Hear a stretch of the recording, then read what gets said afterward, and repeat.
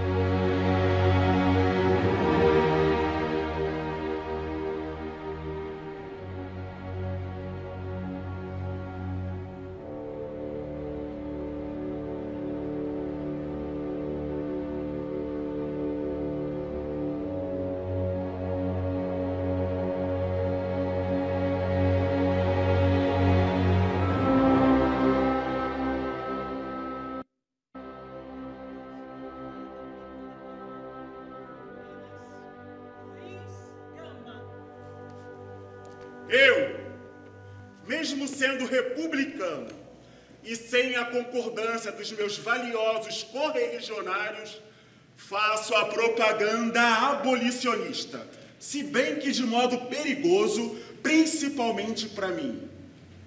E o faço por minha própria conta. Estou apenas no começo.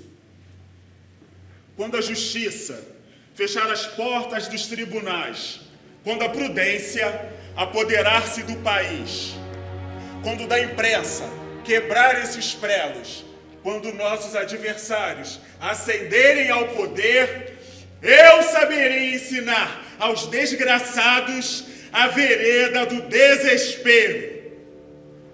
Basta de sermões, acabemos com os idílios. Baiano de Salvador, nascido em 1830, filho de um fidalgo português e da negra alforriada Luísa Maim. Aos 10 anos de idade, Gama foi vendido ilegalmente como escravo pelo seu próprio pai para saldar dívidas de jogo. Na condição de escravo, veio viver aqui na cidade de São Paulo até 1882, ano da sua morte, aos 52 anos, vitimado pelo diabetes. Sua mãe, mulher revolucionária, foi detida diversas vezes por envolver-se em planos de insurreições de escravos, como a revolta dos Malês. Em 1837, acusada de participação na revolta sabinada, foi deportada para o Rio de Janeiro, onde desapareceu.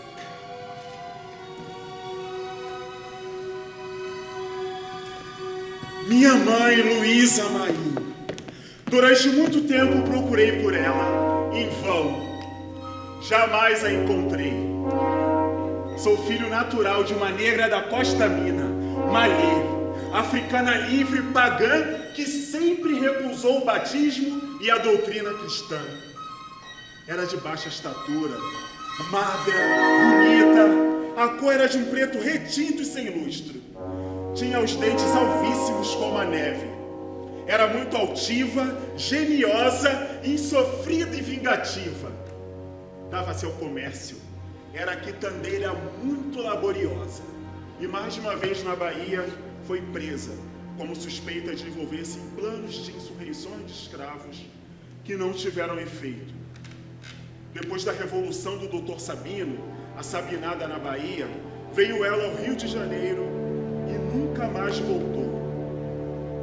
Procurei por ela 3 vezes na corte, sem que a pudesse encontrar. Anos depois, soube por uns pretos minas que a conheciam, que ela, acompanhada de malungos desordeiros, numa casa de dar fortuna, um desses locais onde seria a sorte das pessoas, fora posta em prisão, e que tanto ela quanto seus companheiros desapareceram. Naquele tempo, o governo tratava rigorosamente os africanos livres, tidos como provocadores. Nada mais pude saber a respeito dela. Nunca. Eu tenho lances doloridos em minha vida, que valem mais do que as lendas sentidas nesta vida amargurada dos mártires. O alferes Antônio Pereira Cardoso, negociante e contrabandista para quem fui vendido, comprou-me em um lote de 100 e tantos escravos e trouxe-nos a todos, pois era este o seu negócio.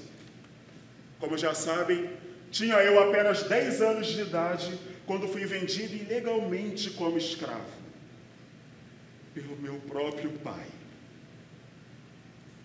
Meu pai era fidalgo e pertencia a uma das famílias mais ricas da Bahia, de origem portuguesa. Ele foi rico, mas apaixonado pela diversão, jogava as armas e, muito melhor ainda, o baralho. Amava as súcias e os divertimentos. Desperdiçaram uma boa fortuna herdada de sua tia em 1836 e reduzida à pobreza extrema, a 10 de novembro de 1840, na cidade do Rio de Janeiro, vendeu-me. Remetido ao Rio de Janeiro, vim parar na casa de um comerciante circunspecto e enérgico de nome Vieira. Porém, sua senhora e suas 3 filhas se afeiçoaram a mim imediatamente e eu a elas. Toda vez que lembro dessa senhora e de suas 3 filhas, vêm-me as lágrimas aos olhos, porque sinto saudade do amor que ali fui tratado por alguns dias. Saí dali derramando copioso pranto, e elas também ficaram muito sentidas ao me verem partir. Já em São Paulo, entregue ao tal alferes, fiz a pé. A pé? Toda a viagem. A viagem? De Santos até Campinas. Mas é só um menino. Mas, voltando a falar de meu pai, não ouso afirmar que meu pai fosse branco, porque tais afirmações neste país constituem grave perigo perante a verdade no que concerne a melindrosa presunção das cores humanas. Devo poupar à infeliz memória dele uma injúria dolorosa e o faço ocultando seu nome. G. Com a bolinha aqui. E desce. E, tá. R. O. Aos 17 anos Aquela de bolinha idade, que eu já te Luiz ensinei. Gama aprende a ler, a escrever e a fazer contas com um hóspede de seu dono, o estudante de Direito Antônio Rodrigues do Prado Júnior. E com isso consegui secretamente provas irrefutáveis de ter nascido livre, conquistando nos tribunais minha própria liberdade. Isso sim, meu caro colega, jornalista William Vac, é coisa de preto.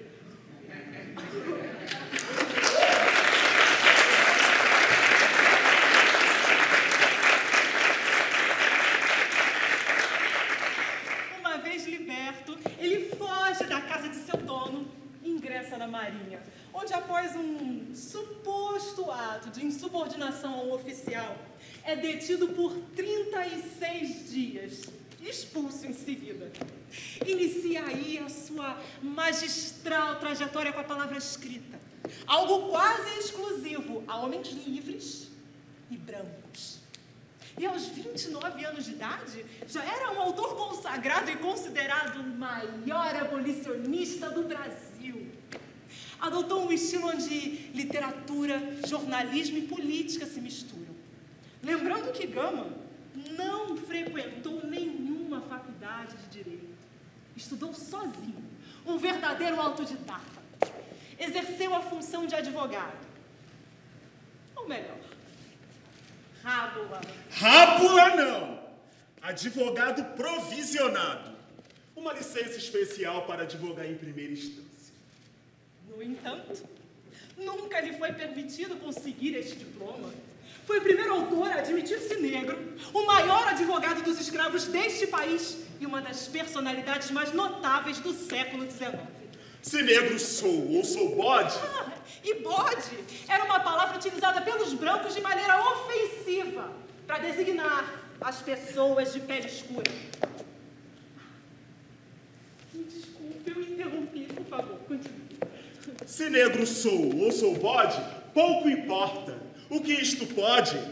Bodes há de toda a casta, pois a espécie é muito vasta. É verdade. Sou negro.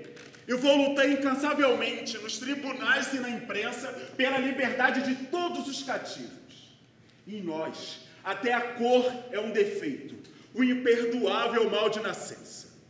Mas nossos adversários se esquecem que essa cor, tão convencional da escravidão, é a origem da riqueza de milhões de ladrões que nos insultam, que essa cor, tão semelhante à da terra, abriga sob sua superfície escura vulcões, onde arde o fogo sagrado da liberdade. Não frequentei a egrégia Faculdade de Direito de São Paulo nem como ouvinte. Apesar disso, com meus parcos conhecimentos, precisei dar proveitosas lições de direito a juízes e advogados formados, estes doutores sim, pela mais distinta das faculdades jurídicas do Império. Porque eles estavam enxovalhando seus diplomas, fraudando o direito de escravos e de outros cidadãos. Mas eu, como autodidata, tendo minha competência comprovada, posso advogar a favor dos cativos. A inteligência repele os diplomas, assim como Deus repele a escravidão. Como eu dizia, basta de sermões, acabemos com os idílios. Ao positivismo da macia escravidão, eu anteponho o positivismo das revoluções da liberdade. Quero ser louco como John Brown, como Espartacus, como Lincoln, como Jesus Cristo. Detesto, porém, a calma farisaica de Pilatos.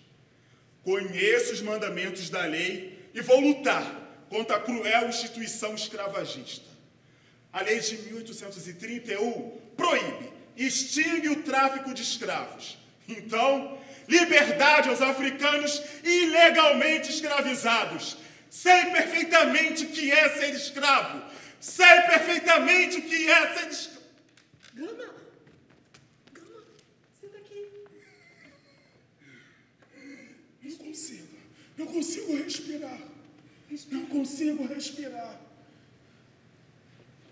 Chega! A escravidão é um sistema injustificável.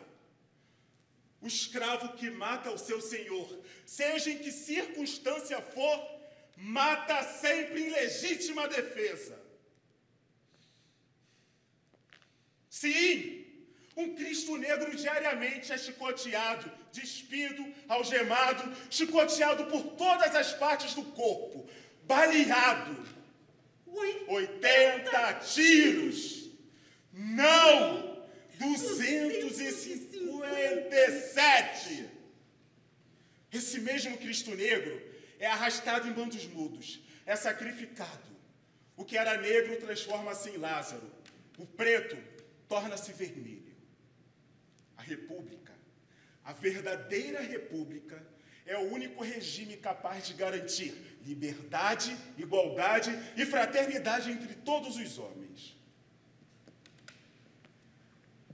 Sempre tem em casa uma moeda que dou aos negros em dificuldades que vêm me procurar. Certo dia chegou um escravo angustiado até mim, pedindo que eu lhe conseguisse sua carta de alforria.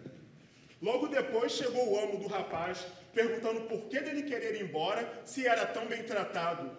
Por que vai querer ir embora se aqui não lhe falta nada? Disse ele. O escravo ficou calado. Então eu respondi: falta-lhe o principal, falta-lhe a liberdade de ser infeliz onde e como queira. Falta-lhe o principal, a liberdade de ser infeliz onde e como queira. A questão racial está em muitos dos seus poemas satíricos e de indignação. Em 1869, quase 100 anos antes de Martin Luther King, Luiz Gama antecipa-se, afirmando ter um sonho. I have a dream. Um sonho sublime, o desejo de igualdade. As terras do cruzeiro, sem reis e sem escravos. Um sonho que se arrastou por muito, mas muito tempo. Darwin, quando esteve no Brasil em 1832, sim, Darwin, aquele da teoria da evolução das espécies, falou sobre o nosso país.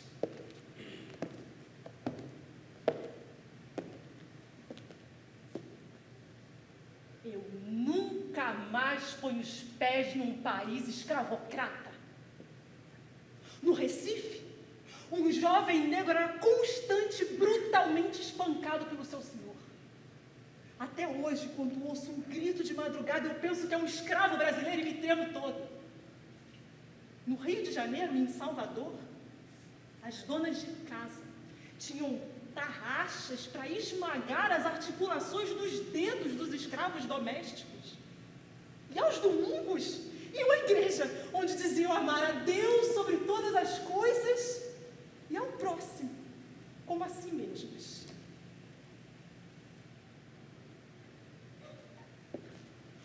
Parece que Darwin não achou o branco brasileiro muito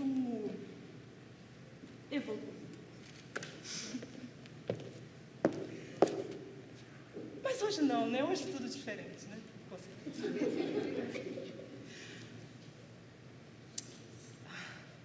Com a anuência das autoridades, Luiz Gama é ameaçado de morte. Por defender causas de liberdade. Por defender as causas de liberdade. Perde seu emprego, sofre perseguições políticas, sendo considerado o terror dos fazendeiros. Um imbatível defensor de homens ilegalmente escravizados. Ilegalmente escravizados! Assim afirmava o nosso herói, ao se basear na lei de 7 de novembro de 1831. Lei esta que classificava o tráfico de africanos como um crime de contrabando.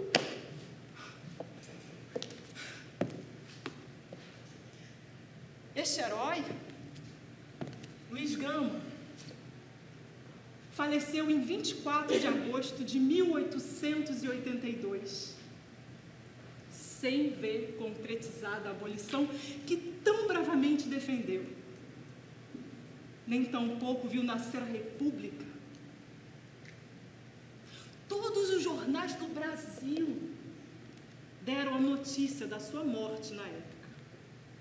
No entanto, quase não se ouviu falar de Luiz Gama ao longo de todos esses anos, mesmo sendo ele patrono da cadeira número 15 da Academia Paulista de Letras. Lígia Ferreira, que doutorou-se em Luiz Gama por suas pesquisas biográficas, foi quem possibilitou o resgate da memória do nosso herói, tendo escrito alguns livros sobre o assunto. E, felizmente, em 3 de novembro de 2015, passados 133 anos da sua morte, o polêmico Luiz Gama, ex-escravo, líder abolicionista, advogado autodidata, jornalista, poeta, maçom, ativista político republicano que, com a sua fantástica oratória, ajudou a libertar mais de 500 negros nos tribunais, foi oficialmente reconhecido como advogado pela OAB, então presidida pelo doutor Marcos Vinícius Furtado Coelho. E como disse no início do nosso espetáculo, o grande Milton Gonçalves, grande e saudoso, o maior ator negro deste país. Em 2018, Luiz Gama foi nomeado patrono da abolição da escravidão e herói da pátria. Essa homenagem perpetuará na memória do país a luta feroz de um homem pela liberdade, pela igualdade de direitos e pela justiça.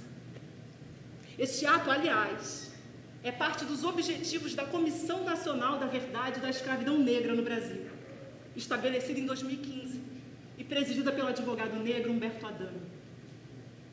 No relatório parcial, a comissão responsabiliza o Estado pela escravidão e suas consequências trágicas e exige reparações através de políticas públicas com o intuito de diminuir a discriminação e o abismo social fortemente marcados pela cor da pele neste país. Passados 190 anos do nascimento de Luiz Gama, o frescor das suas palavras e a lucidez do seu pensamento permanecem intactos. Um verdadeiro exemplo de luta para todos nós, pela igualdade e pela dignidade humana.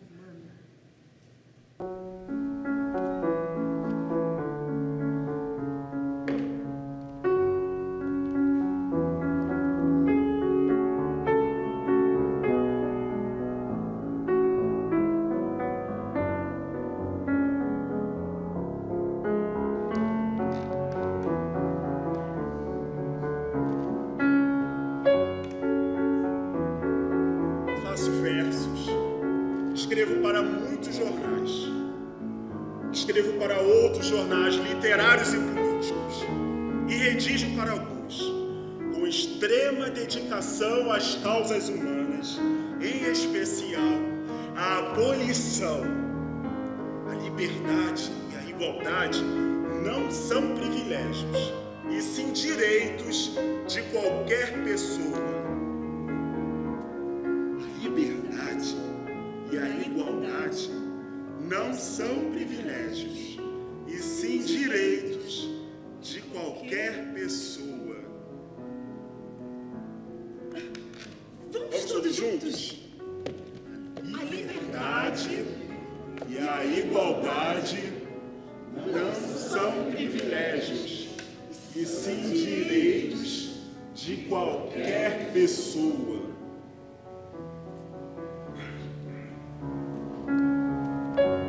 Tolera o magistrado que do brio descuidado vende a lei e trai a justiça, faz a todos injustiça, com rigor oprime o pobre, presta abrigo ao rico ao nobre, e só acha horrendo o crime no mendigo que deprime.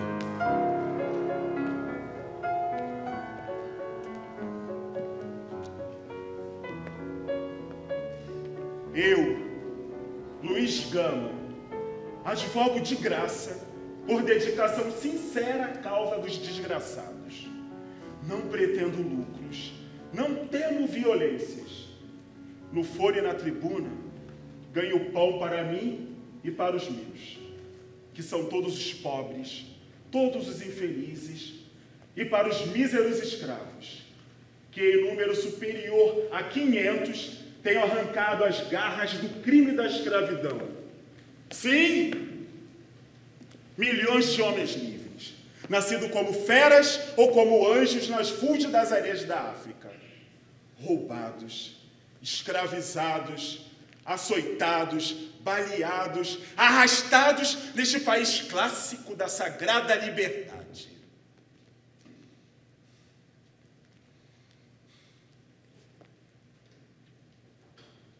Todos eles, assassinados impunemente, sem direito, sem advogados, sem família, sem pátria, sem religião.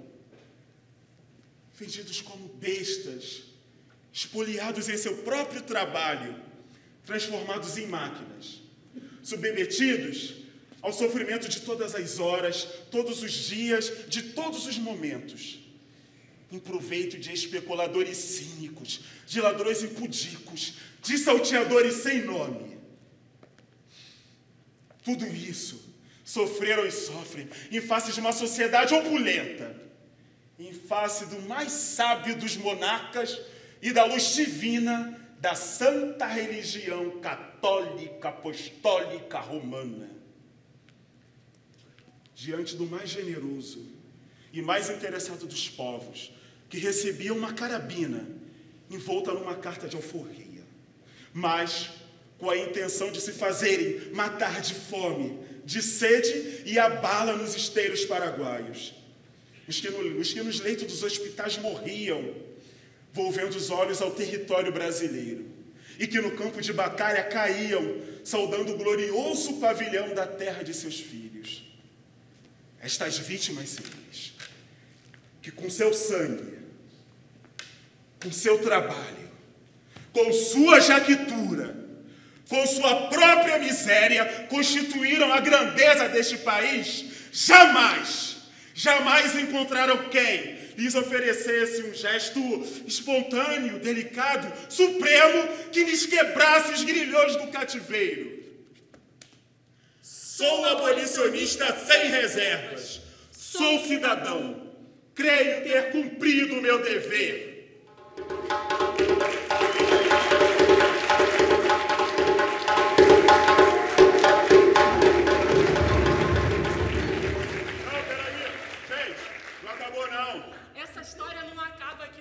Gente, a história não acabou, porque a escravidão neste país continua a lançar suas garras.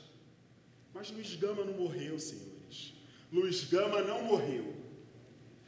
Muitos Luiz Gama vieram e vêm ainda, lutando com a mesma força, com a mesma garra e com a mesma veemência que lutou o nosso herói aqui retratado. Todos nós que levantamos nossa voz contra as injustiças e violências cometidas contra negros e negras neste país, somos um pouco Luiz Gama também. Mas uns são mais que outros. Luiz Gama vive. Marielle Franco vive. Marielle presente.